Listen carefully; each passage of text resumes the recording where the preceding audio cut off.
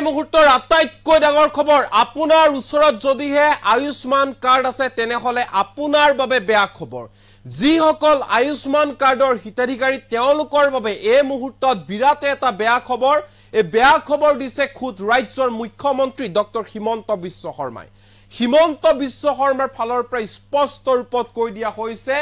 যে আয়ুষ্মান কাৰ্ডৰ জৰিয়তে নাপাব সাধাৰণ ৰোগৰ চিকিৎসা হৰুহুৰা চিকিৎসাৰ বাবে আপুনি আয়ুষ্মান কাৰ্ড ব্যৱহাৰ কৰিব নোৱাৰিব প্ৰাইভেট হাস্পতালত চিকিৎসা কৰিবলৈ যাব নোৱাৰিব পুনৰবাৰ কৈছো এতিয়াৰে পৰা আপুনি প্ৰাইভেট হাস্পতালত সাধাৰণ হৰুহুৰা বেমাৰ লৈ আয়ুষ্মান কাৰ্ডৰ জৰিয়তে চিকিৎসা কৰোৱাব নোৱাৰিব সম্পূৰ্ণৰূপে বন্ধ কৰি দিয়া হৈছে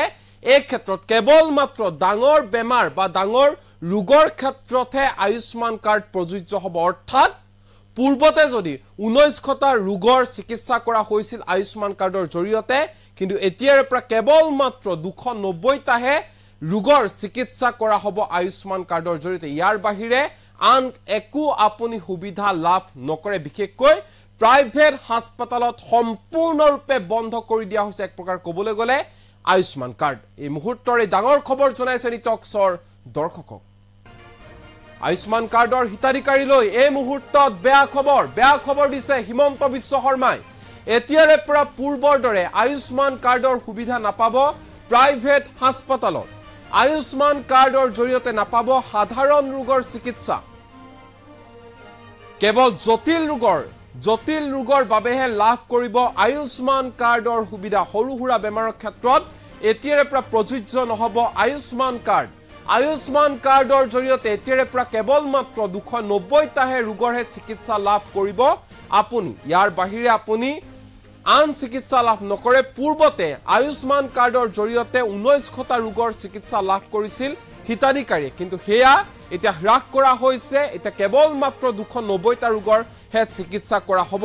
আয়ুষ্মান কাৰ্ডৰ নামত প্ৰাইভেট হাস্পতালে চলাই আহিছিল ব্যাপক দুৰ্নীতি আৰু লুণ্ঠন ৰাজ ইয়াকে লৈ সৰব হৈছে হিমন্ত বিশ্ব শৰ্মা যাৰ বাবে এনে ধৰণে আয়ুষ্মান কাৰ্ডক লৈ এক কঠোৰ সিদ্ধান্ত গ্ৰহণ কৰিছে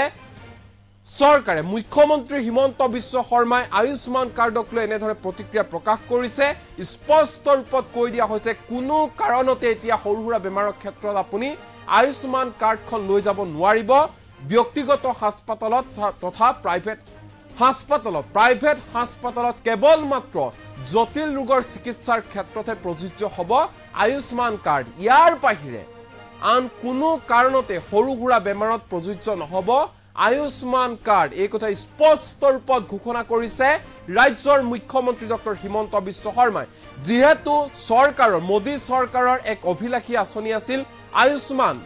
আয়ুষ্মান ভাৰত এই আয়ুষ্মান ভাৰতৰ জৰিয়তে কোটি কোটি দৰিদ্ৰ লোকে চিকিৎসাৰ সুবিধা লাভ কৰিছিল 5 লাখ টকা পৰ্যন্ত বিনামূলীয়া চিকিৎসাৰ সুবিধা লাভ কৰিছিল প্ৰধানমন্ত্ৰী জন আৰোগ্য যোজনাৰ অধীনত আয়ুষ্মান ভাৰত আঁচনিৰ জৰিয়তে এই বিশেষ সুবিধা লাভ কৰিছিল 5 লাখ টকা পৰ্যন্ত বিনামূলীয়া চিকিৎসাৰ সুবিধা লাভ কৰিছিল হেয়া চৰকাৰী হাস্পতালে হওক নতুবা ব্যক্তিগত হাস্পতালে হওক সকলোতে আয়ুষ্মান কাৰ্ড প্ৰযোজ্য হৈছিল আৰু 5 লাখ টকা পৰ্যন্ত চিকিৎসাৰ সুবিধা লাভ কৰিছিল আয়ুষ্মান কাৰ্ডৰ হিতাধিকাৰী কিন্তু এই ক্ষেত্ৰত এটা কঠোৰ পদক্ষেপ গ্ৰহণ কৰিছে বিজেপি চৰকাৰে মুখ্যমন্ত্ৰী হিমন্ত বিশ্ব শৰ্মাৰ ফালৰ পৰা কোৱা হৈছে যে আয়ুষ্মান কাৰ্ডৰ জৰিয়তে একাংশ ব্যক্তিগত খণ্ডৰ হাস্পতালে তথা প্ৰাইভেট হাস্পতালে দুৰ্নীতি চলাই আহিছিল সমান্তৰালকৈ লুণ্ঠন ৰাজ চলাই আহিছিল যাৰ বাবে এনে ধৰণৰ পদক্ষেপ ল'বলৈ বাধ্য হৈছে চৰকাৰ মুখ্যমন্ত্ৰী হিমন্ত বিশ্ব শৰ্মাৰ ফালৰ পৰা ঘোষণা কৰা হৈছে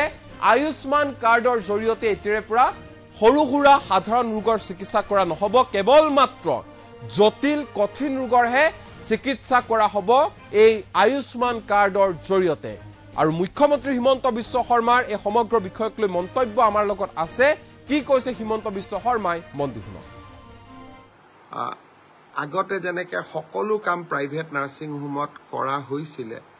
আমি এটা নিয়ম কৰিছো যে আয়ুষ্মান ভাৰতৰ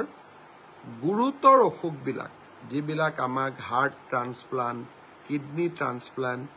সেইবিলাক আমি প্ৰাইভেট নাৰ্ছিং হোমতো কৰিম চৰকাৰী হস্পিটালত কৰিম কিন্তু প্ৰসৱ সৰু প্ৰচিডিউৰ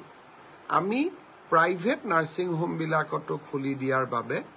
চৰকাৰী চিকিৎসালয়সমূহে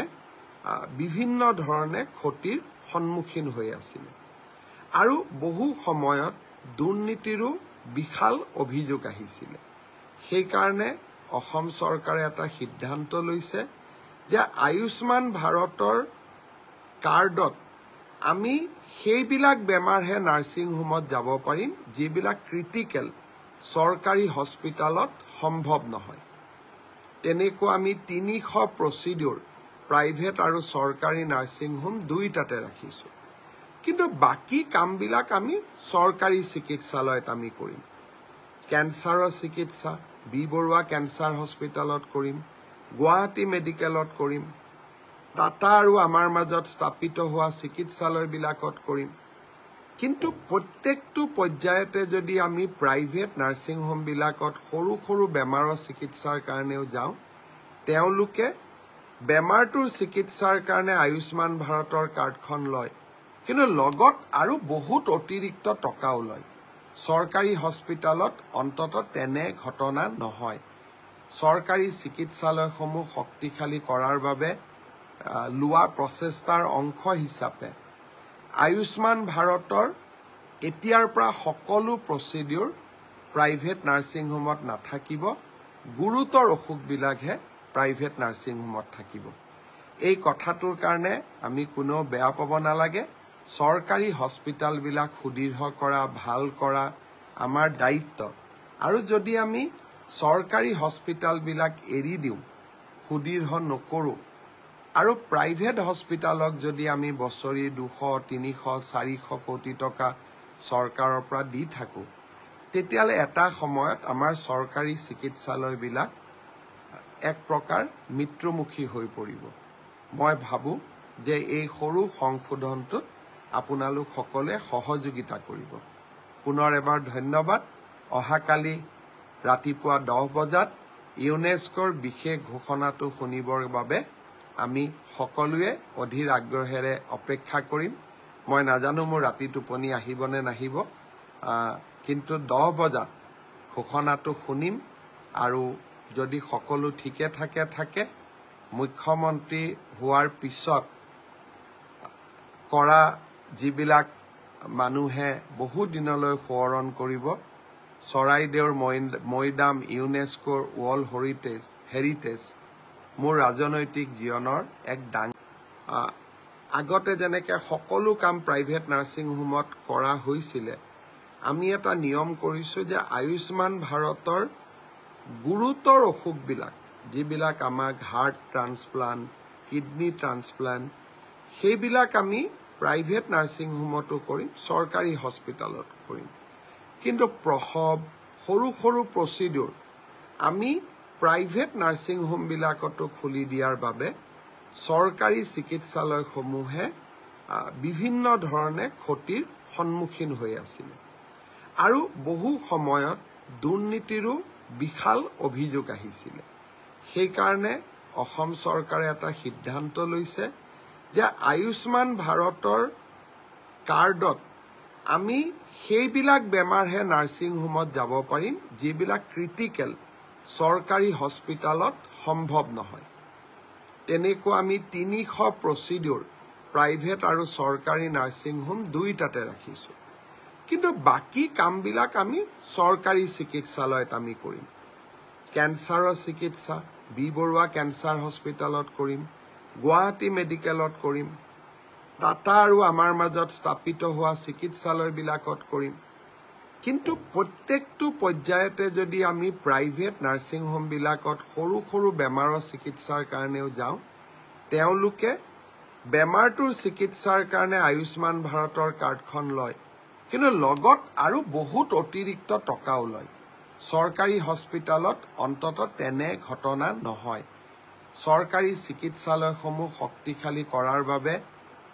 লোৱা প্ৰচেষ্টাৰ অংশ হিচাপে আয়ুষ্মান ভাৰতৰ এতিয়াৰ পৰা সকলো প্ৰচিডিউৰ প্ৰাইভেট নাৰ্ছিং হোমত নাথাকিব, গুৰুতৰ অসুখবিলাকহে প্ৰাইভেট নাৰ্ছিং হোমত থাকিব। এই কথাটোৰ কাৰণে আমি কোনেও বেয়া পাব নালাগে। চৰকাৰী হস্পিটালবিলাক সুদৃঢ় কৰা ভাল কৰা আমাৰ দায়িত্ব আৰু যদি আমি চৰকাৰী হস্পিটালবিলাক এৰি দিওঁ সুদৃঢ় নকৰোঁ আৰু প্ৰাইভেট হস্পিটালক যদি আমি বছৰি 200, 300, 400 কোটি টকা চৰকাৰৰ পৰা দি থাকোঁ তেতিয়ালে এটা সময়ত আমাৰ চৰকাৰী চিকিৎসালয়বিলাক এক প্ৰকাৰ মৃত্যুমুখী হৈ পৰিব মই ভাবো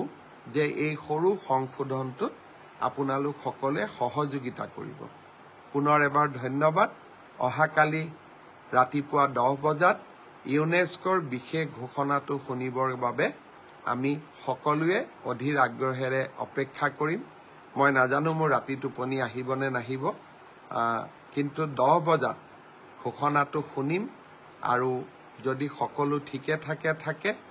মুখ্যমন্ত্ৰী হোৱাৰ পিছত কৰা যিবিলাক মানুহে বহু দিনলৈ সোঁৱৰণ কৰিব চৰাইদেউৰ মৈদাম ইউনেস্কোৰ ৱৰ্ল্ড হেৰিটেজ মোৰ ৰাজনৈতিক জীৱনৰ এক আগতে যেনেকৈ সকলো কাম প্ৰাইভেট নাৰ্ছিং হোমত কৰা হৈছিলে আমি এটা নিয়ম কৰিছো যে আয়ুষ্মান ভাৰতৰ গুৰুতৰ অসুখবিলাক যিবিলাক আমাক হাৰ্ট ট্ৰান্সপ্লান্ট কিডনি ট্ৰান্সপ্লান্ট সেইবিলাক আমি প্ৰাইভেট নাৰ্ছিং হোমতো কৰিম চৰকাৰী হস্পিটালত কৰিম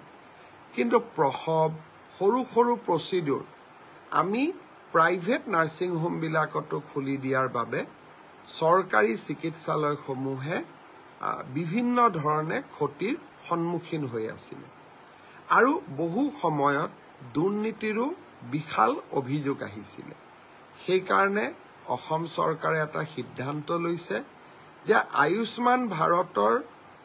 কাৰ্ডত আমি সেইবিলাক বেমাৰহে নাৰ্ছিং হোমত যাব পাৰিম যিবিলাক ক্ৰিটিকেল চৰকাৰী হস্পিটালত সম্ভৱ নহয় তেনেকুৱা আমি 300 প্ৰচিডিউৰ প্ৰাইভেট আৰু চৰকাৰী নাৰ্ছিং হোম দুইটাতে ৰাখিছো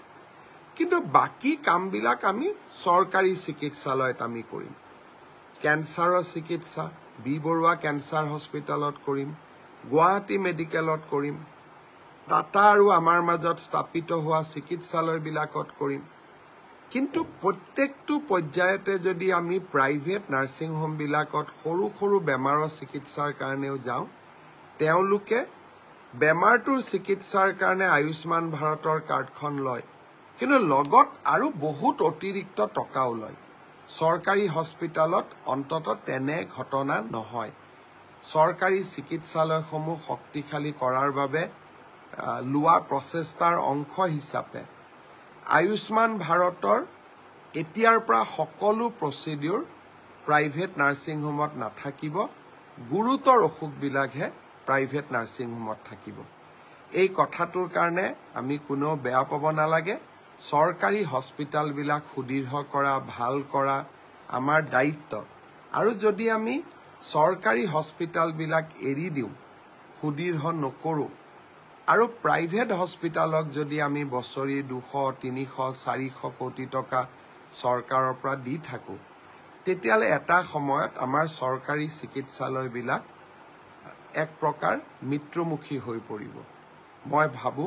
যে এই সৰু সংশোধনটোত আপোনালোক সকলে সহযোগিতা কৰিব পুনৰ এবাৰ ধন্যবাদ অহাকালি ৰাতিপুৱা 10 বজাত ইউনেস্কোৰ বিশেষ ঘোষণাটো শুনিবৰ বাবে আমি সকলোৱে অধীৰ আগ্ৰহেৰে অপেক্ষা কৰিম মই নাজানো মোৰ ৰাতি টোপনি আহিব নে নাহিব কিন্তু 10 বজাত ঘোষণাটো শুনিম আৰু যদি সকলো ঠিকে থাকে মুখ্যমন্ত্ৰী হোৱাৰ পিছত কৰা যিবিলাক মানুহে বহু দিনলৈ সোঁৱৰণ কৰিব চৰাইদেউৰ মৈদাম ইউনেস্কোৰ ৱৰ্ল্ড হেৰিটেজ মোৰ ৰাজনৈতিক জীৱনৰ এক আগতে যেনেকৈ সকলো কাম প্ৰাইভেট নাৰ্ছিং হোমত কৰা হৈছিলে আমি এটা নিয়ম কৰিছো যে আয়ুষ্মান ভাৰতৰ গুৰুতৰ অসুখবিলাক যিবিলাক আমাক হাৰ্ট ট্ৰান্সপ্লান্ট কিডনি ট্ৰান্সপ্লান্ট সেইবিলাক আমি প্ৰাইভেট নাৰ্ছিং হোমতো কৰিম চৰকাৰী হস্পিটালত কৰিম কিন্তু প্ৰসৱ সৰু প্ৰচিডিউৰ আমি প্ৰাইভেট নাৰ্ছিং হোমবিলাকতো খুলি দিয়াৰ বাবে চৰকাৰী চিকিৎসালয়সমূহে বিভিন্ন ধৰণে ক্ষতিৰ সন্মুখীন হৈ আছিল আৰু বহু সময়ত দুৰ্নীতিৰো বিশাল অভিযোগ আহিছিল। সেইকাৰণে অসম চৰকাৰে এটা সিদ্ধান্ত লৈছে যে আয়ুষ্মান ভাৰতৰ কাৰ্ডত আমি সেইবিলাক বেমাৰহে নাৰ্ছিং হোমত যাব পাৰিম যিবিলাক ক্ৰিটিকেল চৰকাৰী হস্পিটালত সম্ভৱ নহয়। তেনেকুৱা আমি 300 প্ৰচিডিউৰ প্ৰাইভেট আৰু চৰকাৰী নাৰ্ছিং হোম দুইটাতে ৰাখিছো। কিন্তু বাকী কামবিলাক আমি চৰকাৰী চিকিৎসালয়ত আমি কৰিম। কেঞ্চাৰৰ চিকিৎসা বি বৰুৱা কেঞ্চাৰ হস্পিটালত কৰিম, গুৱাহাটী মেডিকেলত কৰিম, টাটা আৰু আমাৰ মাজত স্থাপিত হোৱা চিকিৎসালয়বিলাকত কৰিম। কিন্তু প্ৰত্যেকটো পৰ্যায়তে যদি আমি প্ৰাইভেট নাৰ্ছিং হোমবিলাকত সৰু সৰু বেমাৰৰ চিকিৎসাৰ কাৰণেও যাওঁ, তেওঁলোকে বেমাৰটোৰ চিকিৎসাৰ কাৰণে আয়ুষ্মান ভাৰতৰ কাৰ্ডখন লয়, কিন্তু লগত আৰু বহুত অতিৰিক্ত টকাও লয়। চৰকাৰী হস্পিটালত অন্ততঃ তেনে ঘটনা নহয়। চৰকাৰী চিকিৎসালয়সমূহ শক্তিশালী কৰাৰ বাবে লোৱা প্ৰচেষ্টাৰ অংশ হিচাপে আয়ুষ্মান ভাৰতৰ এতিয়াৰ পৰা সকলো প্ৰচিডিউৰ প্ৰাইভেট নাৰ্ছিং হোমত নাথাকিব, গুৰুতৰ অসুখবিলাকহে প্ৰাইভেট নাৰ্ছিং হোমত থাকিব। এই কথাটোৰ কাৰণে আমি কোনো বেয়া পাব নালাগে। চৰকাৰী হস্পিটালবিলাক সুদৃঢ় কৰা, ভাল কৰা আমাৰ দায়িত্ব। আৰু যদি আমি চৰকাৰী হস্পিটালবিলাক এৰি দিওঁ, সুদৃঢ় নকৰোঁ, আৰু প্ৰাইভেট হস্পিটালক যদি আমি বছৰি 200, 300, 400 কোটি টকা চৰকাৰৰ পৰা দি থাকোঁ, তেতিয়াহ'লে এটা সময়ত আমাৰ চৰকাৰী চিকিৎসালয়বিলাক এক প্ৰকাৰ মৃত্যুমুখী হৈ পৰিব। মই ভাবোঁ যে এই সৰু সংশোধনটোত আপোনালোক সকলোৱে সহযোগিতা কৰিব। পুনৰ এবাৰ ধন্যবাদ। অহাকালি ৰাতিপুৱা 10 বজাত ইউনেস্কোৰ বিশেষ ঘোষণাটো শুনিবৰ বাবে আমি সকলোৱে অধীৰ আগ্ৰহেৰে অপেক্ষা কৰিম। মই নাজানো মোৰ ৰাতি টোপনি আহিব নে নাহিব, কিন্তু 10 বজাত ঘোষণাটো শুনিম। আৰু যদি সকলো ঠিকে থাকে, মুখ্যমন্ত্ৰী হোৱাৰ পিছত কৰা যিবিলাক মানুহে বহু দিনলৈ সোঁৱৰণ কৰিব, চৰাইদেউৰ মৈদাম ইউনেস্কোৰ ৱৰ্ল্ড হেৰিটেজ মোৰ ৰাজনৈতিক জীৱনৰ এক ডাঙৰ। আগতে যেনেকৈ সকলো কাম প্ৰাইভেট নাৰ্ছিং হোমত কৰা হৈছিলে, আমি এটা নিয়ম কৰিছোঁ যে আয়ুষ্মান ভাৰতৰ গুৰুতৰ অসুখবিলাক, যিবিলাক আমাক হাৰ্ট ট্ৰান্সপ্লাণ্ট, কিডনি ট্ৰান্সপ্লাণ্ট, সেইবিলাক আমি প্ৰাইভেট নাৰ্ছিং হোমতো কৰিম, চৰকাৰী হস্পিটালত কৰিম। কিন্তু প্ৰসৱ, সৰু সৰু প্ৰচিডিউৰ আমি প্ৰাইভেট নাৰ্ছিং হোমবিলাকতো খুলি দিয়াৰ বাবে চৰকাৰী চিকিৎসালয়সমূহে বিভিন্ন ধৰণে ক্ষতিৰ সন্মুখীন হৈ আছিল আৰু বহু সময়ত দুৰ্নীতিৰো বিশাল অভিযোগ আহিছিল। সেইকাৰণে অসম চৰকাৰে এটা সিদ্ধান্ত লৈছে যে আয়ুষ্মান ভাৰতৰ কাৰ্ডত আমি সেইবিলাক বেমাৰহে নাৰ্ছিং হোমত যাব পাৰিম যিবিলাক ক্ৰিটিকেল চৰকাৰী হস্পিটালত সম্ভৱ নহয়। তেনেকুৱা আমি 300 প্ৰচিডিউৰ প্ৰাইভেট আৰু চৰকাৰী নাৰ্ছিং হোম দুইটাতে ৰাখিছো। কিন্তু বাকী কামবিলাক আমি চৰকাৰী চিকিৎসালয়ত আমি কৰিম। কেঞ্চাৰৰ চিকিৎসা বি বৰুৱা কেঞ্চাৰ হস্পিটালত কৰিম, গুৱাহাটী মেডিকেলত কৰিম, টাটা আৰু আমাৰ মাজত স্থাপিত হোৱা চিকিৎসালয়বিলাকত কৰিম। কিন্তু প্ৰত্যেকটো পৰ্যায়তে যদি আমি প্ৰাইভেট নাৰ্ছিং হোমবিলাকত সৰু সৰু বেমাৰৰ চিকিৎসাৰ কাৰণেও যাওঁ, তেওঁলোকে বেমাৰটোৰ চিকিৎসাৰ কাৰণে আয়ুষ্মান ভাৰতৰ কাৰ্ডখন লয়, কিন্তু লগত আৰু বহুত অতিৰিক্ত টকাও লয়। চৰকাৰী হস্পিটালত অন্ততঃ তেনে ঘটনা নহয়। চৰকাৰী চিকিৎসালয়সমূহ শক্তিশালী কৰাৰ বাবে লোৱা প্ৰচেষ্টাৰ অংশ হিচাপে আয়ুষ্মান ভাৰতৰ এতিয়াৰ পৰা সকলো প্ৰচিডিউৰ প্ৰাইভেট নাৰ্ছিং হোমত নাথাকিব, গুৰুতৰ অসুখবিলাকহে প্ৰাইভেট নাৰ্ছিং হোমত থাকিব। এই কথাটোৰ কাৰণে আমি কোনো বেয়া পাব নালাগে। চৰকাৰী হস্পিটালবিলাক সুদৃঢ় কৰা, ভাল কৰা আমাৰ দায়িত্ব। আৰু যদি আমি চৰকাৰী হস্পিটালবিলাক এৰি দিওঁ, সুদীৰ্ঘ নকৰোঁ, আৰু প্ৰাইভেট হস্পিটালক যদি আমি বছৰি 200, 300, 400 কোটি টকা চৰকাৰৰ পৰা দি থাকোঁ, তেতিয়াহ'লে এটা সময়ত আমাৰ চৰকাৰী চিকিৎসালয়বিলাক এক প্ৰকাৰ মৃত্যুমুখী হৈ পৰিব। মই ভাবোঁ যে এই সৰু সংশোধনটোত আপোনালোক সকলোৱে সহযোগিতা কৰিব। পুনৰ এবাৰ ধন্যবাদ। অহাকালি ৰাতিপুৱা 10 বজাত ইউনেস্কোৰ বিশেষ ঘোষণাটো শুনিবৰ বাবে আমি সকলোৱে অধীৰ আগ্ৰহেৰে অপেক্ষা কৰিম। মই নাজানো মোৰ ৰাতি টোপনি আহিব নে নাহিব, কিন্তু